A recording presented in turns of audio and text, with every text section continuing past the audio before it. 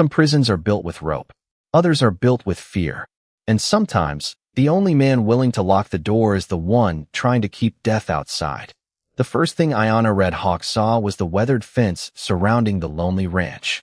The second was the cowboy standing beneath the fading afternoon sun. She hated him before he spoke a single word. Her wrists burned where the rough leather bindings had rubbed her skin raw during the long ride across the prairie. Dust clung to her dark hair. Dried blood stained the sleeve of her buckskin dress. Every muscle in her body screamed from exhaustion, but anger kept her standing long after strength should have failed. The ranch sat alone beneath an endless western sky. No nearby cabins. No smoke from neighboring chimneys. Only a weather-beaten barn, a windmill groaning against the breeze, and acres of silent grass stretching toward distant mountains painted gold by the sinking sun. It was the kind of place where people disappeared. Two riders shoved her forward before climbing down from their horses. "We brought her," one of them muttered. The cowboy never answered. He looked older than she expected. Broad shoulders hidden beneath a faded brown coat. Dust covered his boots. A gray hat shadowed eyes that seemed far too calm for a man receiving a prisoner. Ayanna lifted her chin. "If you're waiting for me to beg," she said, her voice cracked but steady, "you'll grow old standing there." The strangers laughed. The cowboy did not. Instead, he stepped toward her slowly, stopping just beyond arm's reach. For a long moment, neither moved. Only the wind spoke between them. Then he drew a hunting knife from his belt. Ayanna's heartbeat quickened. So this was how it ended. She refused to close her eyes. The blade flashed once. The leather binding around her wrist dropped into the dirt. She stared in silence. Blood rushed painfully back into her hands as she instinctively stepped away from him. He lowered the knife and slid it back into its worn sheath. "You're free to move," he said quietly. The two riders frowned. "Aren't you going to lock her inside?" one asked. The cowboy finally looked at them. "No, but she'll run." "I know." Confusion spread across Ayanna's face. Nothing about this matched the story she had heard growing up. White cowboys took. They punished. They lied. They never untied prisoners before sunset. The strangers exchanged uneasy glances before tossing a small leather pouch onto the porch. "Chief said she's your responsibility now." Without waiting for an answer, they turned their horses and disappeared into the growing shadows. Silence returned. Ayanna slowly rubbed her swollen wrists. The cowboy bent down, picked up the pouch, then walked toward the cabin without once reaching for her arm. "Come inside," he said. "I'd rather die." He nodded as though expecting exactly that answer. "If I untie you now." He paused, his eyes drifting toward the distant ridge where evening shadows gathered. "You'll be dead before sunset." She almost laughed. A threat. A warning. He pushed open the cabin door. Warm light spilled across the porch. The smell of fresh bread, burning cedar, and simmering stew drifted into the cooling evening air. For the first time in 2 days, Ayanna realized how hungry she truly was. She hated herself for noticing. The cowboy placed the leather pouch on a wooden table without opening it. Then, instead of blocking the doorway, he stepped aside. "You choose." She looked from the open door to the empty prairie behind her. Freedom waited in one direction. Something unseen waited in the other. Before she could decide, a distant rifle shot echoed across the valley. Then another. Far away, but getting closer. The cowboy didn't flinch. He simply looked toward the fading horizon and spoke almost to himself.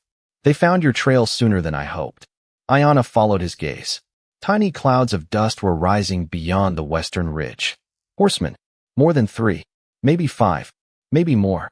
For the first time since being dragged across the frontier, the safest place in the entire wilderness no longer seemed to be outside. It was the lonely ranch she had sworn she would never enter. Night settled over the prairie with the slow certainty of winter, swallowing the last ribbons of sunlight behind the distant mesas. The lonely ranch seemed to disappear into the darkness, leaving only the warm glow spilling from the cabin windows. Ethan Calloway lit another oil lamp without saying a word. He neither watched Ayanna nor attempted to persuade her to come inside. He simply placed a steaming bowl of venison stew on the porch, set a tin cup beside it, and returned to repairing a worn leather saddle near the fireplace. Ayanna remained outside. Her fingers rested lightly on the knife hidden beneath her torn sleeve. The same knife she had quietly taken from the chopping block while Ethan filled the water bucket. If he truly meant to imprison her, she thought, he had made a foolish mistake. The wind carried the scent of cedar smoke across the yard, mixing with fresh bread cooling on the windowsill. Somewhere beyond the barn, horses shifted softly inside their stalls. Everything about the ranch felt strangely peaceful. Too peaceful. She had learned long ago that danger often wore the calmest face. Through the open doorway, she studied the cowboy. His movements were slow, deliberate, almost ritualistic. Every piece of tack was cleaned before being hung neatly on the wall. Every tool returned to its exact place. He wasted nothing, not motion, not words, not food. There was no bottle of whiskey, no gambling cards, no rifle leaning beside his chair. Only an old Bible with a cracked leather cover resting beside the lantern and a faded photograph tucked beneath its pages. He noticed her staring. "You should eat. I'm not your guest." "No." He tied another leather strap with practiced hands. "You're not." Silence settled between them once more. Most men filled silence with lies. Ethan seemed content to let it breathe. Hunger eventually won the battle Pride had been fighting all evening. Keeping one hand on the stolen knife, Ayanna stepped onto the porch and crouched beside the bowl. She expected poison. She expected mockery. Instead, the stew tasted of venison, potatoes, wild onions, and herbs she recognized from the mountain valleys where her grandmother once gathered medicine. She looked toward the cabin. "You know Apache herbs. I know good medicine. Who taught you?" The leather strap tightened beneath Ethan's fingers. "Hey, woman." Nothing more. No explanation. No story. Only another wall. The answer unsettled her far more than if he had refused entirely. A sudden howl echoed somewhere across the open plains. Not wolves. Coyotes. Several of them. The horses grew restless. Without hesitation, Ethan rose, grabbed a lantern, and walked toward the barn. He did not ask her to stay. He did not lock the cabin. The front door remained wide open behind him. Ayanna watched until his figure disappeared into the darkness. Her chance had come. She quietly slipped inside the cabin. One quick glance confirmed what her instincts already suspected. No chains. No locked cellar. No iron shackles. Just a single bed neatly made. A cast iron stove. Shelves lined with preserved vegetables. Maps spread across a heavy oak table. Then her eyes found the photograph. She picked it up carefully. A much younger Ethan stood beside another cowboy wearing a cavalry uniform. Between them smiled an Apache woman wrapped in a ceremonial blanket, her hand resting gently on the shoulder of a little girl no older than 6. Ayanna's heartbeat stopped. Around the child's neck hung a carved bone pendant. She knew that pendant. Every child of her clan knew it. It belonged only to the family of Red Hawk chiefs. She had worn it herself before giving it to her younger sister years ago. The photograph slipped slightly in her trembling fingers. Behind her, the floorboards creaked. "I wouldn't touch that if I were you." She spun around, the stolen knife flashing into her hand. Ethan stood quietly in the doorway. He wasn't reaching for a weapon. He wasn't angry. He only looked tired. Outside, another rifle shot shattered the night. This one was much closer than the last. Close enough for both of them to hear the frightened horses begin kicking against their stall doors. The silence after the rifle shot felt heavier than thunder. Neither of them moved. The lantern hanging beside the cabin door swayed gently in the evening breeze, throwing restless shadows across the wooden floor. Outside, another horse kicked violently against the stable wall. The frightened animal snorted, sensing danger long before human eyes could see it. Ayanna tightened her grip on the knife. "You knew they were coming." Ethan's eyes remained fixed on the darkness beyond the yard. "I hoped I was wrong." "You lied." "No." His answer came without hesitation. "I simply didn't tell you everything." She hated the calm in his voice. Every man she had ever distrusted eventually revealed his fear through anger or desperation. Ethan revealed neither. It was as though he had accepted long ago that danger belonged at his doorstep. Another gunshot echoed from somewhere beyond the western ridge. Closer, much closer. Ayanna stepped backward toward the open window. "If they're hunting me, I'll leave." Ethan finally turned to face her. "If you leave now." He glanced toward the moonlit prairie. "You'll never reach the river. You don't know my people. I know the men following you." The words settled between them like cold iron. Before she could answer, Ethan calmly crossed the room and opened a long cedar chest beneath the window. Inside rested 3 rifles, 2 revolvers, boxes of carefully stacked cartridges. Everything perfectly cleaned, perfectly organized. Not the collection of a violent man. The preparation of someone who expected trouble but prayed never to use it. He selected only 1 rifle before closing the lid again. You keep enough weapons for an army. I keep enough for one bad night. His reply unsettled her more than the guns themselves. She had expected arrogance. Instead, she found restraint. The wind suddenly shifted. It carried something new across the ranch. Wood smoke, sweat, horse leather, many horses. Ethan noticed it at the same moment. They're closer. Without another word, he walked outside. Curiosity overcame caution. Ayanna followed several paces behind. The prairie stretched beneath a pale moon, silver grass rippling like water beneath the wind. At first she saw nothing. Then she noticed tiny sparks moving across the distant hillside. Not stars. Lanterns. 1, 3, 5. Then more. The riders were spreading apart. Not charging. Hunting. They're surrounding the ranch. Her voice barely rose above a whisper. Ethan nodded once. They've done this before. Who are they? He remained silent. She looked at him sharply. You still don't trust me? His expression hardened for the first time. No. The answer surprised her. I don't. She stared at him. Then why untie me? Because being afraid doesn't make you guilty. The word struck harder than any insult. For a moment, she found herself unable to answer. Most white men judged Apache people before hearing their names. This cowboy admitted his doubt openly, yet still chose mercy. The contradiction refused to fit inside everything she believed. A cold gust swept across the yard. The horses inside the barn grew frantic again. Ethan handed her a small brass field glass. Look at the ridge. She hesitated before raising it. The distant figures sharpened immediately. 6 riders. No. 8. Every horse carried no saddle blankets. Traveling light. Fast. Their hats were pulled low. Their rifles rested openly across their laps. These weren't lawmen. They weren't soldiers. They were men who had ridden through the night with only one purpose. One rider suddenly dismounted. Even from this distance, Ayanna recognized the long black duster. Her heartbeat faltered. Silas Granger, the bounty hunter, the man responsible for burning 2 Apache camps the previous winter. She lowered the field glass so quickly it nearly slipped from her hands. He found me. No. Ethan quietly chambered a single cartridge into the rifle. He found us. For the first time since arriving at the lonely ranch, Ayanna stopped thinking about escaping. Instead, she realized something far more terrifying. Every mile she had been dragged across the frontier. Every strange decision, every unanswered question, had not been leading her into captivity. They had been leading her to the only place Silas Granger had not expected her to be.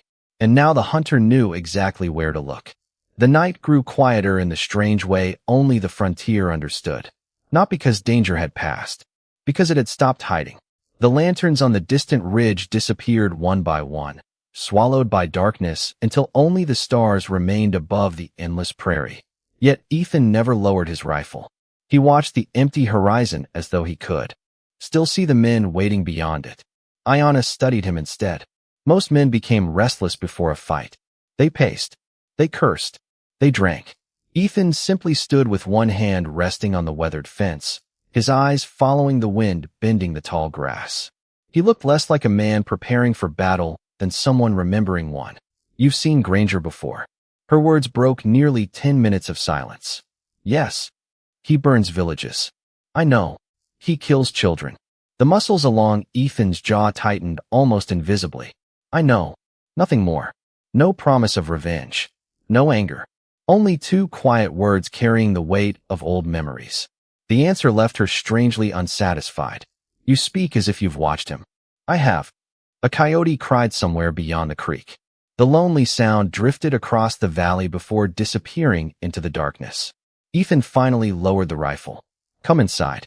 She hesitated only a moment before following. The cabin felt warmer now, the cedar fire filling the room with a comforting crackle. Shadows danced across the log walls where old saddles, ropes, and horseshoes hung beside carefully folded blankets. Ethan poured black coffee into a dented tin cup, but never drank it. Instead, he stared into the flames. It happened 12 years ago. His voice came so quietly she almost missed it. There was a cavalry patrol. He stopped, not searching for words, deciding whether they deserved to be spoken. I rode with them. Ayanna remained perfectly still. The fire popped sharply. We were told an Apache war party had attacked a trading caravan. He reached into his shirt and removed a small silver badge hanging from a leather cord. Not polished, not displayed proudly. Hidden. I believed every order they gave. His fingers slowly turned the badge over. Until we reached the canyon. The room seemed colder despite the fire. There wasn't a war party. His eyes never left the flames. There were families.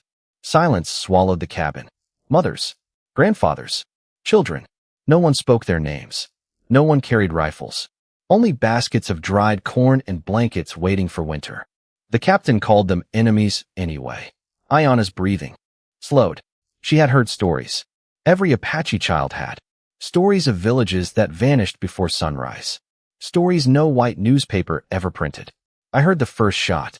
Ethan's voice became almost hollow. Then 20 more. The crackling fire sounded painfully loud. I couldn't stop them. He swallowed hard. I tried. He closed his hand around the old badge until his knuckles turned white. They called me a traitor before sunset. For the first time since meeting him, Ayanna saw something stronger than exhaustion behind his eyes. Shame. Not the shame of being caught. The shame of surviving. I left the cavalry that night. He carefully placed the badge on the table. I never wore it again. The room remained silent for several long moments. Finally, Ayanna spoke. Why stay here? He looked toward the dark window. Because someone had to. She frowned. For whom? A faint smile appeared for barely a second. For anyone who might someday need a place where bullets stop. The words lingered long after he finished speaking. Then something outside shattered the moment. A horse screamed. Not a frightened whinny. A cry of pain. Both of them were on their feet instantly. Ethan seized the rifle. Ayanna grabbed the knife. Before either reached the door, a heavy object slammed against the front porch. Once. Then again. Someone stood outside. Not knocking. Waiting. And beneath the crack under the cabin door, a dark line slowly crept across the wooden floor. It wasn't water. It was blood. Blood crept slowly across the worn wooden floor, slipping beneath the cabin door like a silent warning. Neither Ethan nor Ayanna spoke. The frontier had taught them both the same lesson. Sometimes silence kept people alive longer than words. Ethan raised one finger, asking her to stay back. His rifle rested firmly against his shoulder, the barrel pointed toward the entrance. The fire behind them crackled softly, casting long shadows that stretched across the cabin walls. A heavy thud came again. Then another. Not the sound of a fist. The sound of a body collapsing against the porch. Ethan carefully unlatched the door. Cold night air rushed inside, carrying the sharp scent of fresh blood, wet leather, and frightened horses.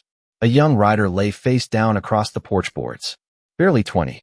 His shirt was soaked crimson from a gunshot wound below his ribs. Dust covered his boots, and his horse stood trembling a few yards away, reins dragging through the dirt. The young man tried to speak. Only blood escaped his lips. Without hesitation, Ethan knelt beside him. Help me. The words were directed at Ayanna. She did not move. He looked at her once. Not with anger. Not with pleading. Simply waiting. After a long heartbeat, she stepped forward. Together they carried the wounded rider inside. The man groaned as Ethan laid him gently upon the dining table. Ayanna immediately recognized the wound. It went clean through. Ethan nodded. Heat water. She stared at him. You trust me with your knife. I trust your hands. Those 5 words landed heavily between them. While Ethan cut away the torn shirt, Ayanna boiled water over the fire and gathered clean cloth from a nearby shelf. Her fingers moved instinctively, following the lessons taught by the healers of her tribe since childhood. The bullet had missed the lung. Barely. Lucky men rarely survive because of luck alone. They survived because someone refused to abandon them. Outside, the wind pushed against the cabin walls while distant horses shifted somewhere beyond the darkness. The wounded rider finally managed a whisper. They're coming. Ethan continued stitching the wound. I know. No. The young man struggled to breathe. More than before. Ayanna glanced toward the window. The night beyond had become strangely still. Too still. The rider's trembling hand searched desperately inside his coat before producing a folded piece of stained parchment. He pushed it toward Ethan. They're not hunting her anymore. Ethan unfolded the paper. His expression did not change, but the color slowly disappeared from his face. "What is it?" Ayanna asked. He handed her the notice. A government bounty, printed beneath an official territorial seal. Her own name appeared across the top. Ayanna read Hawk. Wanted alive. The reward beneath it made her stomach tighten. $5,000. No. Ordinary bounty hunter would ignore that kind of money. Then her eyes dropped lower. A second name appeared underneath. Ethan Calloway. Wanted for aiding and concealing a fugitive. Reward, $2,000. She looked up in disbelief. "You never even knew me." Ethan quietly folded the paper. "Doesn't seem to matter anymore." The young rider suddenly grabbed Ethan's sleeve with surprising strength. "You don't understand." His frightened eyes darted toward the dark windows. "Granger isn't after the money." The room fell silent. "He already has enough men to take this ranch." His breathing became shallow. "He wants the map." Ethan froze. Ayanna noticed it immediately. Not fear. Recognition. "The map?" she whispered. The rider nodded weakly. "The leather pouch." His voice cracked. "Don't let him." Before he could finish, his hand slipped lifelessly from Ethan's sleeve. The cabin became silent except for the lonely howl of the wind. Neither of them noticed the faint crunch of boots outside, or the shadow slowly passing across the window. Then a calm voice drifted out of the darkness. "Evening, Calloway. Silas Granger. I'd appreciate it if you'd open the door before somebody gets hurt." Ethan slowly reached for his rifle. Ayanna instinctively picked up the leather pouch from the table. For the first time since arriving at the lonely ranch, she realized the mysterious pouch everyone seemed willing to kill for had never been opened. And somehow, it now rested in her hands. Silas Granger's voice carried through the night with unsettling confidence. "Open the door, Calloway." No shouting, no threats, just the calm certainty of a man who believed time belonged to him. The cabin fell silent. Even the fire seemed to burn more quietly. Ethan slowly lowered the rifle from the window. "They've surrounded the ranch." Ayanna tightened her grip around the leather pouch. "How many?" "Enough." She looked toward the back of the cabin. "There has to be another way out." "There is." His answer surprised her. "But they'll be waiting there too." He crossed the room and carefully extinguished 2 of the 3 oil lamps until only the fireplace lit the cabin. Shadows swallowed the corners of the room, leaving everything beyond the windows hidden in darkness. Outside came the faint creak of saddle leather, boots scraping dry earth, a horse snorting impatiently. They were moving closer. Another knock echoed through the cabin, this time louder. "Ethan." Silas almost sounded amused. "You've never been a stubborn man." Ethan smiled faintly. "You don't know me very well." The reply earned a quiet laugh from outside. "No," Silas admitted, "but I know exactly what's inside that leather pouch." Ayanna instinctively held it tighter against her chest. She looked toward Ethan. "You've never opened it." "No." "Why?" "Because it isn't mine." The simplicity of the answer caught her completely off guard. Any other man would have searched it the moment it reached his hands. Any bounty hunter, any soldier, any outlaw, but not him. Outside, another voice called from the darkness. "We found the barn." Then another. "The horses are boxed in." Silas spoke again. "You have 1 minute." Ethan ignored him.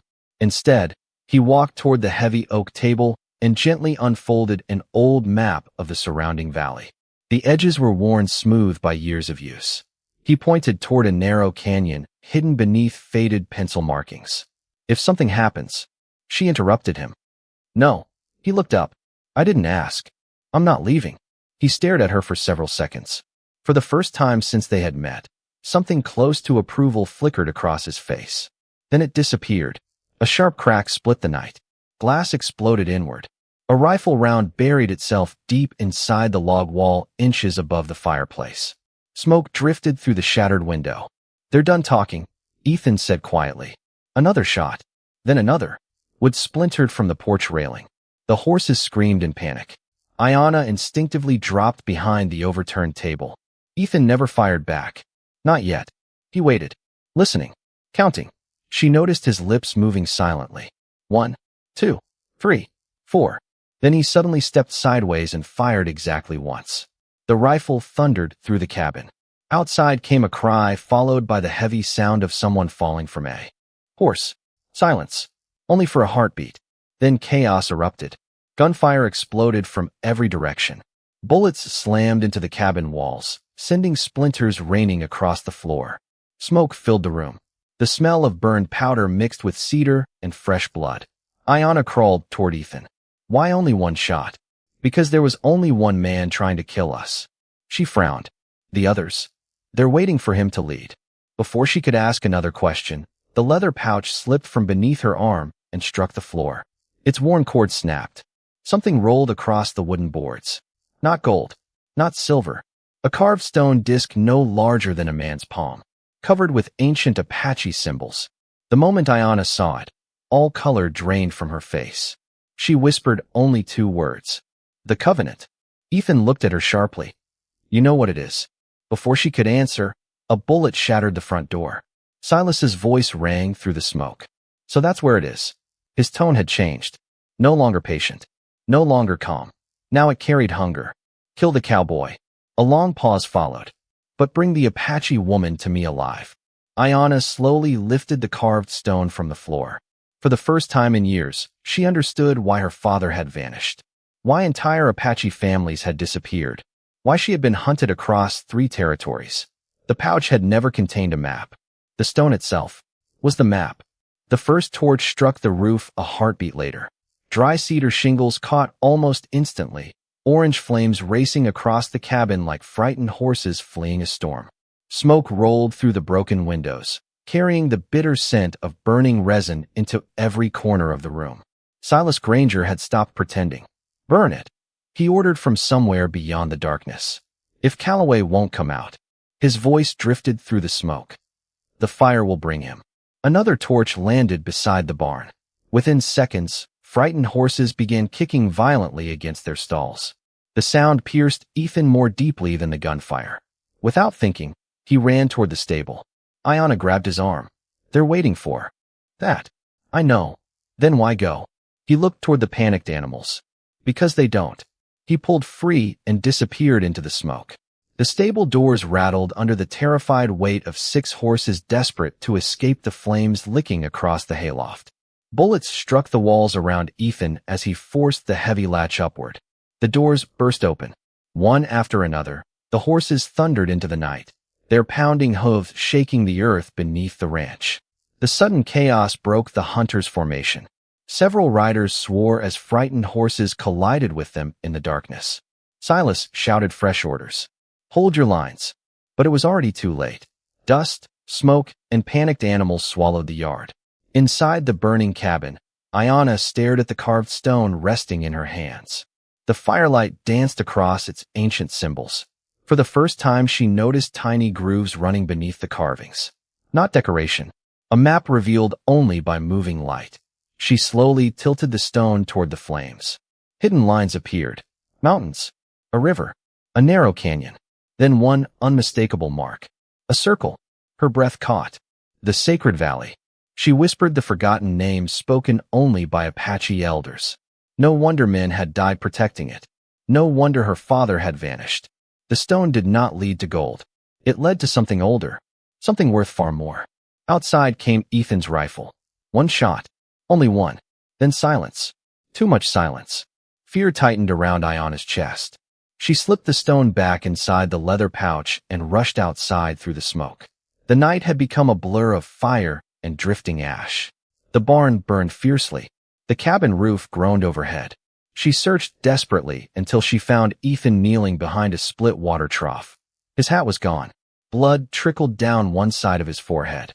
His rifle lay empty across his knees. You've been hit. Just scraped. He wiped the blood away almost absent-mindedly. Stay behind me. No. She surprised even herself. He looked at her. I'm done hiding behind people. The words hung between them. Another rider emerged through the smoke. Then another. 3 bounty hunters. Advanced carefully with rifles raised. Ethan reached for his revolver. Only one cartridge remained. He quietly spun the cylinder. 1 bullet. 3 men. Impossible odds. Ayanna suddenly stepped beside him. She drew the hunting knife she had stolen on her first night at the ranch. I know this ground better than they do. You've never been here. I know darkness. A faint smile crossed Ethan's face despite everything. Together they waited. The first bounty hunter rounded the burning wagon. Ayanna hurled the knife. It buried itself deep in the man's shoulder instead of his chest. He screamed, dropping his rifle. The second man instinctively turned toward him. That single moment was enough. Ethan fired. The rifle echoed once. The second hunter collapsed into the dust. The third rider hesitated, just long enough to understand something had changed. The Apache woman he had been sent to capture was no longer running. She was fighting beside the cowboy. From somewhere beyond the burning barn, Silas watched the scene unfold through drifting smoke. His expression hardened. So that's why the chief chose you. He spoke quietly, almost to himself. Then he reached beneath his coat. When his hand emerged again, it held not a rifle, but an old silver military whistle. He blew it once. Its shrill cry sliced through the valley. The answering sound came almost immediately, not from his own men, from the surrounding hills. Dozens of distant horsemen suddenly appeared along the moonlit ridges. None carried torches. None shouted. They simply watched. And every one of them wore the painted colors of the Apache. The Apache riders never charged. They simply waited. Moonlight washed across the ridge, turning every horse and rider into dark silhouettes against the silver sky. Feathers stirred gently in the wind. Spears remained lowered. Not one bow was drawn. Silas Granger frowned. His men shifted uneasily in their saddles. "They're bluffing," one bounty hunter muttered. Silas never answered. His eyes stayed fixed on the rider at the center of the ridge, an elderly Apache chief, straight-backed despite his years, wrapped in a weathered buffalo robe that fluttered softly in the night breeze. The old man slowly raised one hand, not toward his warriors, toward Ethan. Ayanna's breath caught. She knew that gesture. It was not a signal for war. It was a greeting reserved for someone under the protection of the tribe. Silas noticed it too. His expression darkened. "So," he laughed bitterly. "It really was you all along." Ethan lowered his rifle. "You should leave." Silas looked genuinely amused. "You're giving orders now? I'm giving you a chance." The bounty hunter's smile disappeared. "I've spent 15 years chasing that stone." His eyes shifted toward the leather pouch resting in Ayanna's hands. "You think I'm riding away now?" Before anyone could answer, the elderly chief urged his horse a few slow steps forward. His English carried the quiet strength of someone accustomed to being heard. "Silas Granger." The valley became perfectly still. "You carry blood that does not belong to you." Silas chuckled. "I earned every drop." "No." The old chief shook his head gently. "You stole it." Those words landed harder than any bullet. Several bounty hunters exchanged uncertain glances. Silas's face hardened. "You tell them." He pointed directly at Ethan. "Tell them who wore the blue uniform." The accusation lingered in the smoke. Every Apache rider heard it. Ayanna slowly turned toward Ethan. He never denied it. "I did." His voice was steady. "I rode with the cavalry." Silas spread his arms triumphantly. "There." He laughed. "The hero you've chosen helped destroy your people." No one moved. Only the fire crackled behind the burning barn. The old chief looked toward Ethan with tired eyes. "Tell the rest." Ethan slowly removed the tarnished cavalry badge from inside his shirt. He held it in the firelight for a long moment before placing it quietly on the ground between himself and the Apache riders. "I wore this for 11 months. His gaze never left the chief. "I buried it the night I carried your grandson out of Ash Creek." Ayanna's heart stopped. Ash Creek. She had been 6 years old. Smoke. Gunfire. A soldier carrying her unconscious little brother through the flames. She had remembered the strong hands, the faded brown eyes, the voice, telling her not to look back. Not the face. Never the face. Until now. Her fingers trembled around the leather pouch. She whispered. "It was you." Ethan nodded once. "I couldn't save everyone." The old chief closed his eyes briefly. "But you saved those you could." Silas's confidence faltered. "What are you talking about?" The chief looked directly at him. "The man you call a traitor buried our children with his own hands." The words echoed across the valley. "He carried our wounded through the snow. He returned the names of our dead. And when every settlement closed its doors." The old chief turned his horse toward the lonely ranch. He built one that never would. Silence settled over everyone. Even the bounty hunters looked uncertain. Years of stories they had believed suddenly no longer fit together. Silas's jaw tightened. Lies. He reached inside his coat. Not for a weapon. For another folded paper. He held it high above his head. Territorial orders. His voice rose. Signed by Judge Warren himself. He unfolded the document dramatically. This ranch is condemned. He smiled coldly.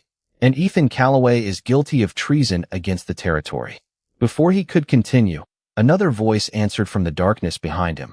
That document became worthless 3 days ago. Every head turned. A lone rider emerged from the Eastern Trail. A silver sheriff's badge reflected the firelight. Behind him rode 6 deputy marshals. Sheriff Owen Burke reined in beside the burning fence, holding another sealed document in his hand. He looked directly at Silas. You've been serving the wrong warrant. Then he slowly broke the wax seal. And I've come to serve the right one. The valley remained silent long after Sheriff Owen Burke lowered the warrant. Silas Granger did not reach for it. He already knew what it said. The sheriff's voice carried clearly across the burned ranch.